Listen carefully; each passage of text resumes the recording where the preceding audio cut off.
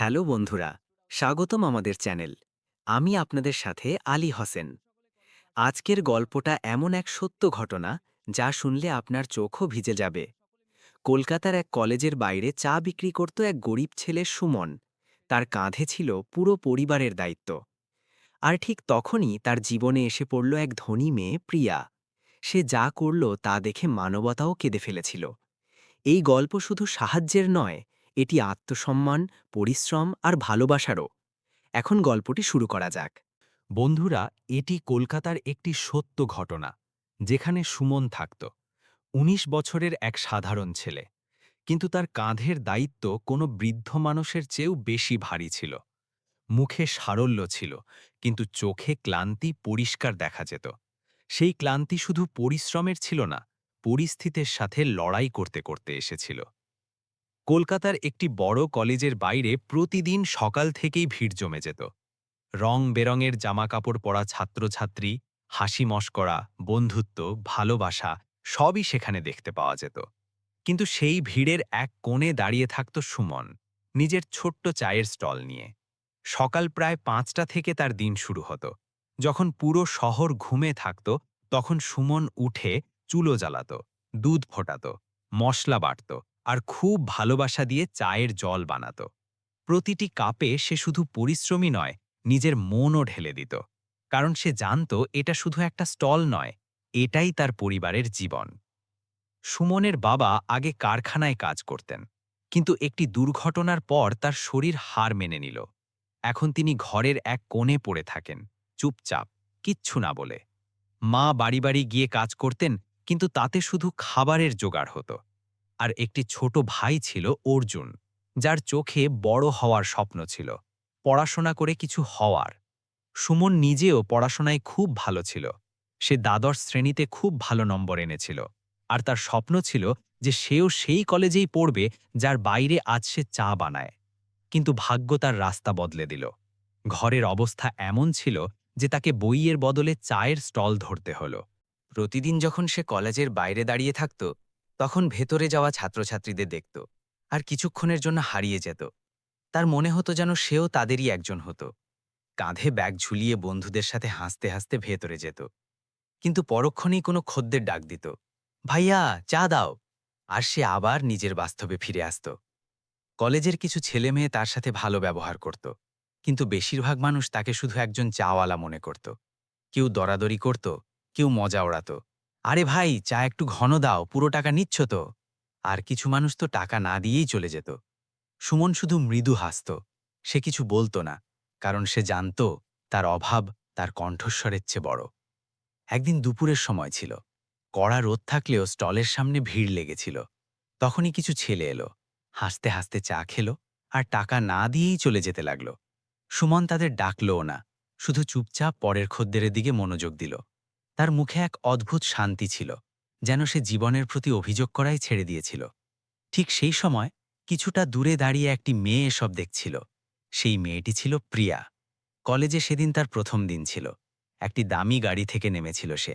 Branded পোশাক, আত্মবিশ্বাসে ভরা হাঁটাচলা, আর এক আলাদা স্টাইল যা দেখে সবাই তার দিকে তাকাচ্ছিল। কিন্তু তার নজর অন্য কিছুর ওপর ছিল।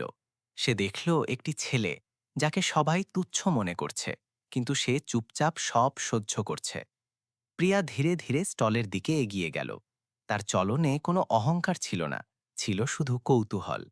সে সামনে দাঁড়িয়ে বলল, দাদা আমাকে এক কাপ চা দিন। সুমন তার দিকে তাকালো, তারপর কিছু না বলে কাপ তৈরি করতে লাগল। তার হাত খুব দ্রুত চলছিল, যেন সে এই কাজে পুরোপুরি দক্ষ হয়ে গেছে।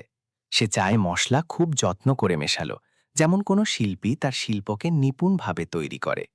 প্রিয়া চা খাচ্ছিল, কিন্তু তার নজর ছিল সুমনের মুখে। সে বোঝার চেষ্টা করছিল এই ছেলেটি এত শান্ত কেন, এর মনে কোনো অভিযোগ নেই কেন। চা খাওয়া শেষ হলো। প্রিয়া পার্স থেকে টাকা বের করল, আর ২০ টাকার বদলে ৫০০ টাকার নোট এগিয়ে দিল। সুমন একদম অবাক হয়ে গেল। দিদি আমার কাছে খুচরো নেই, সে কিছুটা ইতস্তত করে বলল। প্রিয়া হেসে বলল, রেখে দিন, কোনো ব্যাপার না। সুমন সঙ্গে সঙ্গে মাথা নাড়ল। না দিদি, আমি এত নিতে পারবো না, যা দাম হয়েছে আমি সেটুকুই নেব। প্রিয়া কিছুটা অবাক হলো। আরে আমি নিজের ইচ্ছাই দিয়েছি। সুমন এবার কিছুটা শক্ত হয়ে বলল, ইচ্ছায় দেওয়া মানে সেটা দান হয় দিদি। আর আমি দান নিই না, আমি পরিশ্রম করি। এটা শুনে প্রিয়া কিছুক্ষণের জন্য চুপ হয়ে গেল। সে প্রথমবার কোনো গরিব মানুষের মধ্যে এত আত্মসম্মান দেখল। সে ২০ টাকা বের করে দিল আর ধীরে ধীরে বলল, তুমি আলাদা। সুমন মৃদু হাসল। সবাইকে নিজের নিজের অভাব আলাদা করে দেয় দিদি। এটা শুনে প্রিয়ার মনের গহীনে কিছু একটা ছুঁয়ে গেল। সে সেখান থেকে চলে তো গেল, কিন্তু তার মন সেখানেই পড়ে থাকল। সে পিছন ফিরে একবার সুমনকে দেখল, রোদে দাঁড়িয়ে, ঘামে ভেজা শরীর, তবুও মুখে হাসি। সেদিন প্রিয়া কলেজে তো গেল, কিন্তু পড়াশোনায় তার মন বসছিল না। বারবার সেই দৃশ্যই তার মাথায় ঘুরছিল। একটি ছেলে যার কাছে কিছুই নেই, তবুও সে মাথা নত করেনি। ওদিকে সুমন নিজের কাজে ব্যস্ত থাকল। তার কাছে এটা কেবল আরও একটি দিন ছিল। কিন্তু সেই কি জানত যে আজ তার জীবনে এমন কিছু ঘটতে চলেছে যা সবকিছু বদলে দেবে? সন্ধ্যের হালকা আমেজ নামছিল, কিন্তু সুমনের মনে সারাদিনের ক্লান্তি তখনও বাকি ছিল। সে স্টলের জিনিসপত্র গুছিয়ে নিচ্ছিল। এমন সময় তার নজর আবার সেই মেয়েটির ওপর পড়ল, প্রিয়া। এবার সে দূরে দাঁড়িয়ে শুধু দেখছিল না, বরং যেন কিছু ভাবছিল, কিছু ঠিক করে ফেলেছিল। সুমন এক মুহূর্তের জন্য তার দিকে তাকাল, তারপর নজর সরিয়ে নিল। তার কাছে সে ছিল শুধু একজন খদ্দের, কিন্তু প্রিয়ার কাছে সে আর শুধু একজন চাওয়ালা ছিল না। প্রিয়া ধীরে ধীরে তার কাছে এলো আর বলল, আজ এত তাড়াতাড়ি বন্ধ করছ?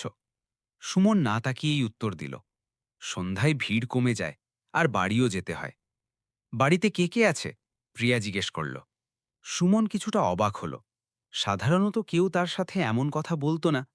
তবুও সে ধীরে ধীরে বলল, মা আছে, বাবা আছে, আর একটি ছোট ভাই আছে। সে কি পড়াশোনা করে? প্রিয়া সঙ্গে সঙ্গে জিজ্ঞেস করল। এবার সুমন তার দিকে তাকাল। তার চোখে এক আলাদা উজ্জ্বলতা ছিল, যা ধীরে ধীরে স্তিমিত হতে লাগল। হ্যাঁ, পড়াশোনা করে, আর খুব ভালো পড়াশোনা করে। সে মৃদু হেসে বলল, ব্যাস, চেষ্টা করি যাতে তার পড়াশোনা কখনো না থামে। প্রিয়া মন দিয়ে তার মুখ দেখল। সেই হাসির পিছনে লুকিয়ে থাকা কষ্ট পরিষ্কার বোঝা যাচ্ছিল। আর তুমি? সে ধীরে থেকে জিজ্ঞেস করল, তুমি পড়ো না? সুমন কয়েক সেকেন্ড চুপ থাকল, যেন কোনো পুরনো ক্ষত আবার টাটকা হয়ে গেছে। তারপর হালকা করে হাসল। পড়তে চেয়েছিলাম, খুব চেয়েছিলাম। তাহলে ছাড়লে কেন? প্রিয়া প্রশ্ন করল। সুমন স্টলের হাতলটা ধরল, যেন নিজেকে সামলাচ্ছে। মাঝে মাঝে জীবন নিজের হিসেব মতো চলে না দিদি। ঘরের অবস্থা এমন ছিল যে কাউকে একজনকে উপার্জন করতে হতো, আর সেটা আমি হয়ে গেলাম। তার গলায় কোনো অভিযোগ ছিল না, ছিল শুধু এক বাস্তবতা। প্রিয়া যেন সব বুঝতে পারছিল, কিন্তু সে আরও জানতে চাইল, তুমি কতদূর পড়াশুনো করেছ? দ্বাদশ শ্রেণী, সুমন বলল। ভালো নম্বরও এসেছিল, কলেজে ভর্তি হওয়ার সুযোগও পেয়েছিলাম। তারপর প্রিয়া কৌতূহল নিয়ে জিজ্ঞেস করল, গভীরভাবে একটা দীর্ঘশ্বাস ফেলল। ফিস জমা দিতে পারিনি। এই ৪টে শব্দ যেন বাতাসে থমকে গেল। চারপাশের কোলাহল যেন কিছুক্ষণের জন্য গায়েব হয়ে গেল। সেদিন সুমন বলতে লাগল, আমি কলেজের গেট পর্যন্ত গিয়েছিলাম। ভেতরে সবারই নিজেদের স্বপ্নের সাথে যাচ্ছিল, আর আমি বাইরে দাঁড়িয়েছিলাম। সেদিনই বুঝে গিয়েছিলাম, প্রত্যেকের স্বপ্ন পূরণ হয় না। প্রিয়ার চোখ ভিজে এলো। সে কখনো ভাবেনি যে কলেজটাকে সে এত সহজভাবে নেয়, কারোর জন্য সেটা একটা স্বপ্ন হতে পারে। তারপর, সেদিন থেকেই এই স্টল? সে জিজ্ঞেস করল। সুমন মাথা নাড়ল। হ্যাঁ, সেদিন বইয়ের বদলে এই স্টল তুলে নিয়েছিলাম। কিছুক্ষণ দুজনের মধ্যে নীরবতা ছেয়ে গেল। বাতাসে হালকা ঠান্ডা ছিল, কিন্তু সেই নিস্তব্ধতায় এক অদ্ভুত উষ্ণতাও ছিল। এমন এক সম্পর্ক যা না বলেই তৈরি হচ্ছিল। প্রিয়া ধীরে ধীরে বলল, তোমার খারাপ লাগে না? মানে, এত লোক আসে, কেউ টাকা দেয় না, কেউ মজা ওড়ায়।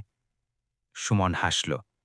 আগে লাগত, খুব খারাপ লাগত, রাগও হতো। কিন্তু তারপর বুঝলাম, ওদের কাছে এটা শুধু একটা মজা, কিন্তু আমার কাছে এটা জীবন। যদি আমি সব কথা মনে ধরে রাখি, তবে বাঁচতে পারব না। তার কথায় এত সত্য ছিল যে প্রিয়ার কাছে কোনো জবাব ছিল না। সেদিন প্রিয়া কিছু না বলে সেখান থেকে চলে গেল, কিন্তু এবার তার পা ভারী ছিল। রাত হয়ে গিয়েছিল, প্রিয়া নিজের ঘরে ছিল, কিন্তু তার মন অস্থির ছিল। বারবার সুমনের কথাগুলো তার মাথায় ঘুরছিল। ফিস জমা দিতে পারেনি, বইয়ের বদলে স্টল তুলে নিয়েছিলাম। সে প্রথমবার অনুভব করল যে জীবন কতটা আলাদা হতে পারে, একই শহরে একই জায়গায়, কিন্তু কত দূরে।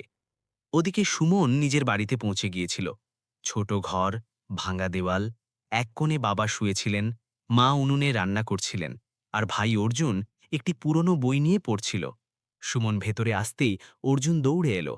দাদা, আজ স্কুলে টেস্ট ছিল, আমি সব নম্বর পেয়েছি। সুমনের মুখে ক্লান্তির মাঝেও এক উজ্জ্বলতা এলো। সত্যিই খুব ভালো, অর্জুন খুশি হয়ে বলল। কিন্তু দাদা, পরের মাসে ফিস জমা দিতে হবে। তার গলা ধীরে ধীরে নিচু হয়ে গেল। সুমন কিছুক্ষণের জন্য চুপ হয়ে গেল। সে পকেটে হাত দিল। কিছু দুমড়ানো নোট ছিল, যা পুরোটা ছিল না। মা এসব দেখে নিলেন। কোনো ব্যাপার না বাবা, মা বললেন। আমি কারো থেকে ধার নিয়ে নেব। সুমন সঙ্গে সঙ্গে বলল, না মা, আমি ব্যবস্থা করে নেব। কিন্তু সে নিজেও জানত না কিভাবে। রাতে সবাই ঘুমিয়ে পড়ল, কিন্তু সুমন বাইরে এসে বসল, আকাশের দিকে তাকালো আর ধীরে ধীরে বলল, ভগবান, যদি দিতেই হয় তবে আমাকে দিও না, আমার ভাইকে দিও। ওর স্বপ্ন ভেঙে দিও না। তার চোখ দিয়ে জল পড়তে লাগল, কিন্তু সে চুপ ছিল, সব সময়ের মতো। ঠিক সেই সময় কোথাও দূরে নিজের ঘরে বসে প্রিয়াও জেগেছিল। সে মোবাইল নিল। সুমনের একটা ফটো ছিল, যা সে লুকিয়ে তুলেছিল। সে সেই ফটোর দিকে তাকিয়ে থাকল, আর তারপর হঠাৎ তার মুখে এক আলাদা দৃঢ়তা এলো। সে নিজেকে বলল, এখন অনেক হয়েছে। যদি আমি কিছু করতে পারি, তবে আমার করা উচিত। সেই রাতে দুই মানুষ ঘুমাতে পারল না। একজন যে অভাবের সাথে লড়াই করছিল, অন্যজন যে এখন সেই অভাব বদলে দেবার সিদ্ধান্ত নিয়ে ফেলেছিল। সকাল হতে চলছিল, আর তার সাথেই এক নতুন গল্প শুরু হতে চলেছিল, যা শুধু সুমনের জীবন নয়, আরও অনেক জীবন বদলে দেবে। পরের দিন সকালে সূর্য উঠতেই কলকাতা শহরের রাস্তায় আবার সেই কর্মব্যস্ততা শুরু হয়ে গেল। কিন্তু আজ কিছু আলাদা ছিল, অন্তত প্রিয়ার জন্য। সে আজ শুধু কলেজে যাওয়ার জন্য নয়, বরং একটি সিদ্ধান্ত পূরণ করার জন্য ঘর থেকে পা বাড়ালো। কলেজে পৌঁছেই সে সোজা ক্লাসে যাওয়ার বদলে নিজের কিছু কাছের বন্ধুদের ডাকল। সবাই অবাক ছিল। প্রথম সপ্তাহেই এত গম্ভীর মিটিং কেন? আরে, কি হয়েছে? সব ঠিক আছে তো? এক বন্ধু জিজ্ঞেস করল। প্রিয়া ঘুরিয়ে পেঁচিয়ে কথা না বলে সরাসরি বলল, যদি আমরা প্রতি সপ্তাহে পার্টিতে হাজার হাজার টাকা খরচ করতে পারি, তবে কি কারো জীবন বদলে দেওয়ার জন্য কিছু করতে পারি না? সবাই একে অপরের মুখ দেখতে লাগল। কেউ বুঝতে পারছিল না যে সে কি বলতে চায়। কাল আমি একটি ছেলেকে দেখেছি, এই কলেজেরই বাইরে, প্রিয়া বলতে লাগল, যে পড়তে চেয়েছিল কিন্তু ফিস জমা দিতে পারেনি। আজ সে চা বিক্রি করছে। একটি ছেলে হাসতে হাসতে বলল, তাই এরকম তো অনেক লোক থাকে। প্রিয়ার চোখে হালকা রাগ এলো। হ্যাঁ, থাকে। কিন্তু আমরা কি কখনো চেষ্টা করেছি যে অন্তত একজনের জীবন বদলে দিতে পারি? তার গলায় এত আত্মবিশ্বাস ছিল যে সবাই চুপ হয়ে গেল। আমি ওকে সাহায্য করতে চাই, প্রিয়া বলল, কিন্তু একা নয়, আমরা সবাই মিলে। কিছু লোক তখনও বিভ্রান্ত ছিল, কিন্তু ২-৩ জন বন্ধু তাকে সঙ্গ দেওয়ার সিদ্ধান্ত নিল। ঠিক আছে, একটি মেয়ে বলল, আমরা কি করতে পারি? প্রিয়ার মুখে হালকা হাসি এলো। আমরা একটি ছোট্ট ক্যাম্পেইন শুরু করব। একটা স্বপ্ন, একটা সুযোগ। যে যতটা দিতে পারবে, আমরা সব মিলিয়ে ওর পড়াশোনা আর ওর পরিবারের সাহায্য করব। ধীরে ধীরে আরও লোক যোগ দিতে লাগলো। কেউ ১০০ টাকা দিল, কেউ ৫০০, কেউ ১০০০। প্রিয়া নিজেও বেশ ভালো পরিমাণ টাকা দিল। কিন্তু কথা শুধু টাকার ছিল না। সে চেয়েছিল এই গল্পটা আরও মানুষের কাছে পৌঁছাক। সে নিজের সোশ্যাল মিডিয়ায় একটি ভিডিও দিল, যেখানে সে সুমনের নাম না জানিয়েই তার গল্পটা বলল। ভিডিওতে তার গলা বুজে আসছিল, আর এটাই ছিল আসল প্রভাব। ভিডিওটি ধীরে ধীরে ভাইরাল হতে লাগল। কলেজের বাইরে যে ছেলেটি কাল পর্যন্ত সবার কাছে চাওয়ালা ছিল, আজ সেই আলোচনার বিষয় হয়ে দাঁড়িয়েছিল। ওদিকে সুমনের এসব কোনো খবরই ছিল না। তার কাছে আজও সেই একই দিন ছিল, সকালে ওঠা, স্টল লাগানো আর পরিশ্রম করা। দুপুর পর্যন্ত ভিড় ছিল। তখনই প্রিয়া তার কিছু বন্ধুর সাথে সেখানে পৌঁছল। দাদা, আজ স্টল একটু তাড়াতাড়ি বন্ধ করে দেবেন, সে হাসি মুখে বলল। সুমন অবাক হয়ে গেল। কেন দিদি, আজ তো ভালো কাজ চলছে। ব্যাস, আজ একটি জরুরি কাজ আছে, প্রিয়া বলল। আপনি ভরসা রাখুন। সুমন কিছুই বুঝতে পারল না, কিন্তু তার চোখে এমন কিছু ছিল যে সে না বলল না। সন্ধ্যের সময় প্রায় ৫টার দিকে প্রিয়া আবার এলো আর বলল, চলুন আমার সাথে। কোথায়? সুমন জিজ্ঞেস করল। ব্যাস চলুন, সে আলতো করে বলল। সুমন কিছুটা ইতস্তত করল, কিন্তু তারপর তার সাথে চলতে লাগল। যেমনই সে কলেজের গেটের ভেতরে গেল, তার হৃদস্পন্দন বেড়ে গেল। সেই জায়গা যেখানে কখনো সে দাঁড়িয়ে শুধু ভেতরে উকি মারত, আজ সে নিজে ভেতরে যাচ্ছিল। ভেতরে একটি বড় হল সাজানো হয়েছিল, লাইটস, স্টেজ, চেয়ার আর অনেক মানুষ। যেমনই সুমন ভেতরে পৌঁছল, পুরো হল করতালিতে ফেটে পড়ল। সুমন একদম থেমে গেল। সে বুঝতেই পারল না যে এসব কি হচ্ছে। এসব কি? সে ধীরে ধীরে জিজ্ঞেস করল। প্রিয়া তাকে স্টেজ পর্যন্ত নিয়ে গেল। স্টেজে মাইক রাখা ছিল। প্রিয়া মাইক তুলে সবার দিকে তাকাল। বন্ধুরা, সে বলতে শুরু করল, আজ আমরা এখানে কোনো পার্টির জন্য নয়, বরং একটি স্বপ্ন পূরণ করার জন্য জমায়েত হয়েছি। সবার নজর সুমনের ওপর ছিল। এই ছেলেটি, প্রিয়া তার দিকে ইশারা করল, যাকে আমরা রোজ দেখি কিন্তু কখনো বোঝার চেষ্টা করি না। সুমনের চোখ নিচু হয়ে গেল। এ গরিব নয়। প্রিয়ার গলা ভারী হয়ে আসল। এ অসহায় আর।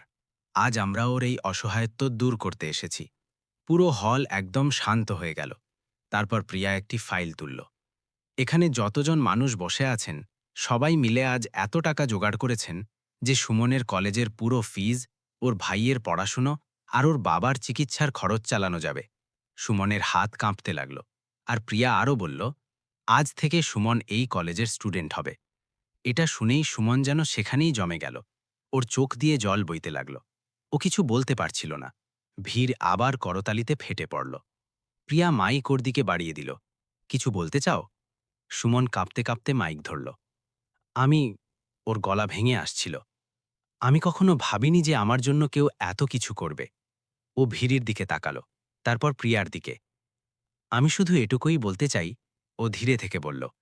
আজ প্রথমবার মনে হলো ভগবান সত্যিই আছেন, আর তিনি মানুষের রূপেই আসেন। পুরো হল আবেগপ্রবণ হয়ে গেল। প্রিয়ার চোখ থেকেও জল বেরিয়ে আসলো। সেদিন শুধু একটি ছেলের অ্যাডমিশন হয়নি, সেদিন মানবিকতা এক জয় হাসিল করেছিল। সুমন স্টেজ থেকে নামল, কিন্তু এবার ওর পা ভারী ছিল না। ওর ভেতরে এক নতুন শক্তি ছিল, এক নতুন আশা।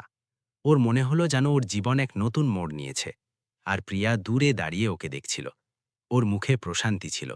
সে জানত আজ সে শুধু সাহায্য করেনি, বরং একটি গল্প বদলে দিয়েছে।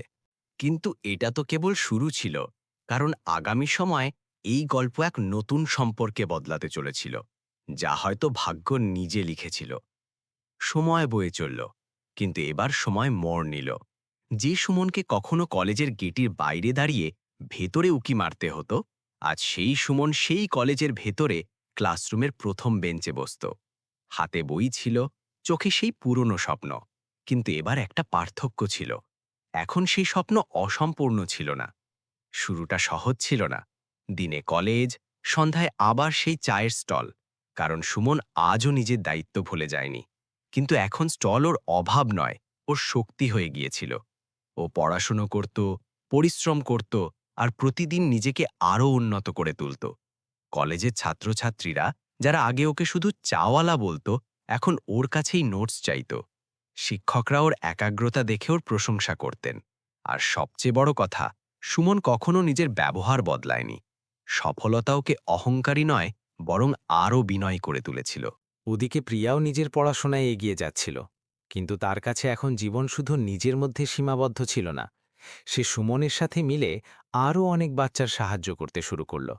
দুজনে মিলে একটি ছোট গ্রুপ বানালো, যেখানে তারা অভাবী স্টুডেন্টদের জন্য বই, ফিজ আর গাইডেন্সের ব্যবস্থা করত। ধীরে ধীরে এই ছোট প্রচেষ্টা একটি মিশনে পরিণত হল। সময় আবার এক লাফ দিল। ৩ বছর পর কলেজের সেই একই মাঠ, কিন্তু পরিবেশ বদলে গিয়েছিল। স্টেজ সাজানো ছিল, সামনে হাজার হাজার মানুষ বসেছিল। আজ কলেজের বার্ষিক অনুষ্ঠান ছিল, আর প্রধান অতিথি হিসেবে ডাকা হয়েছিল সুমনকে। হ্যাঁ, সেই সুমন যে কখনোই গেটের বাইরে দাঁড়িয়ে থাকত। আজ সে এক সফল ইঞ্জিনিয়ার হয়ে গিয়েছিল। নিজের পরিশ্রম আর একাগ্রতার জোরে সে সেই জায়গায় পৌঁছে গিয়েছিল, যা কখনো শুধু স্বপ্ন মনে হতো। যেমনই ওর নাম ঘোষণা হলো, পুরো হল করতালিতে ফেটে পড়ল। সুমন স্টেজে গেল, কিছুক্ষণের জন্য থামল, আর সামনে দেখল সেই একই গেট, একই রাস্তা, একই জায়গা। ওর চোখে হালকা জল আসলো। ও মাইক তুলে বলল, কয়েক বছর আগে আমি এই গেটের বাইরে দাঁড়িয়েছিলাম। হাতে চায়ের স্টল নিয়ে ভেতরে যাওয়ার সাহস ছিল না, কারণ পকেট খালি ছিল। কিন্তু আজ আমি এখানে দাঁড়িয়ে আছি, কারণ কেউ একজন আমার উপর ভরসা করেছিল। পুরো হল শান্ত ছিল। যদি সেদিন প্রিয়া আমাকে সাহায্য না করত, ও আরও বলল, তবে হয়তো আমি আজও সেখানেই দাঁড়িয়ে থাকতাম। কিন্তু আজ আমি এখানে, আর এখন আমার দায়িত্ব হলো আমি আর কাউকে ওখানে দাঁড়িয়ে থাকতে দেব না। করতালিতে ভরে গেল চারপাশ। স্টেজের সামনে ভিড়ে বসে থাকা প্রিয়ার চোখ ভিজে আসলো। তার গর্ব হচ্ছিল, কিন্তু তার চেয়েও বেশি ছিল স্বস্তি। অনুষ্ঠান শেষ হওয়ার পর সুমন সোজা সেই জায়গায় গেল যেখানে কখনো ওর স্টল লাগত। কিন্তু আজ সেখানে একটি নতুন বোর্ড লাগানো ছিল, সুমন প্রিয়া শিক্ষা ফাউন্ডেশন। নিচে লেখা ছিল, এখান থেকে কোনো স্বপ্ন অসম্পূর্ণ ফিরে যাবে না। কিছু বাচ্চা লাইনে দাঁড়িয়েছিল, হাতে ফর্ম নিয়ে। সুমন আর প্রিয়া দুজনেই সাথে দাঁড়িয়েছিল। বাচ্চাদের ফর্ম দিচ্ছিল, তাদের সাথে কথা বলছিল। একটি ছোট বাচ্চা ছেঁড়া শার্ট পরে ভয়ে ভয়ে প্রিয়ার কাছে এলো আর জিজ্ঞেস করল, দিদি, আমিও কি পড়তে পারি? প্রিয়া হেসে ওর মাথায় হাত রাখল। তুমি কেন পড়তে পারবে না? এখন কোনো বাচ্চাই শুধু টাকার অভাবে নিজের স্বপ্ন ছেড়ে দেবে না। সুমন সেই বাচ্চার দিকে তাকালো, আর যেন নিজেকে ওর মধ্যে দেখতে পেল। ওর চোখে সেই একই উজ্জ্বলতা ছিল, সেই একই আশা। তখনই সুমনের মা সেখানে এলেন, আর তিনি প্রিয়ার হাত ধরে নিলেন। মা, তিনি আবেগপ্রবণ হয়ে বললেন, তুমি সেদিন আমার ছেলের জীবন বদলে দিয়েছিলে। আজ আমি তোমাকে নিজের মেয়ে বানাতে চাই। প্রিয়ার চোখ দিয়ে জল পড়তে লাগল। সুমন মায়ের দিকে তাকালো, তারপর প্রিয়ার দিকে। কিছুক্ষণের জন্য সব শান্ত হয়ে গেল। তারপর প্রিয়া ধীরে থেকে মাথা নিচু করে নিল। সেই সম্মতির কিছুদিন পরই একটি সাধারণ কিন্তু ভালোবাসায় ভরা বিয়ে হল। না কোনো লোক দেখানো জাকজমক, না কোনো শোরগোল, শুধু খাঁটি সম্পর্ক আর খাঁটি ভালোবাসা। সুমন এখন সেহেরা পড়ে দাঁড়িয়েছিল, আর সামনে থেকে প্রিয়া কোণে সেজে আসছিল। দুজনের চোখেই জল ছিল, কিন্তু এবার এগুলো ছিল সুখের জল। ফেরা শুরু হলো। প্রতিটি ফেরার সাথে যেন দুজনে একে অপরের আরও কাছে আসতে লাগল। সপ্তম ফেরার পর সুমন ধীরে থেকে বলল, তুমি সেদিন আমাকে পড়ে যাওয়া থেকে বাঁচিয়েছিলে। আজ তুমি আমার জীবনকে পূর্ণ করে দিলে।